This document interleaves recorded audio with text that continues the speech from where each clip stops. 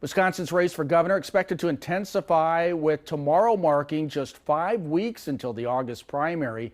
6 Democrats are on the ballot, and the winner will face Republican Tom Tiffany, who's expected to easily win his primary. Tonight, 2 of the candidates were in Northeast Wisconsin.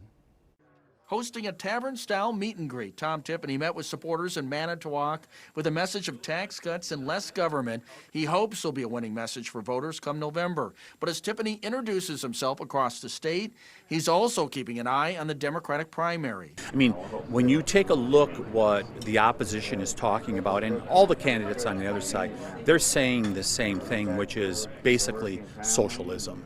That they want bigger government, they want more control of people's lives. We're going to go the other route if I become governor. Democrats will have 6 choices for governor, and one is Joel Brennan, who campaigned in Green Bay Monday morning, meeting with a local child care provider to discuss the impact of the expiration of Wisconsin's Child Care Bridge Payments program, which ended June 30th with nothing to replace it. The program provided $110 million to child care providers over the past year, helping keep doors open, maintain competitive staff wages, and hold down costs for families.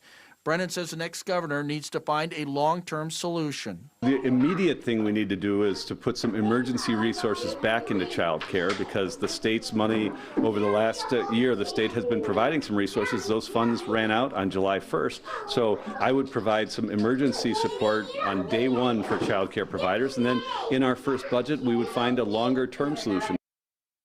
Just before the August 11th primary, WISN TV in Milwaukee will host and broadcast a live debate with the Democratic candidates. That's on Tuesday, July 28th from 7 until 8 p.m., which you can also watch right here on WBAY TV 2.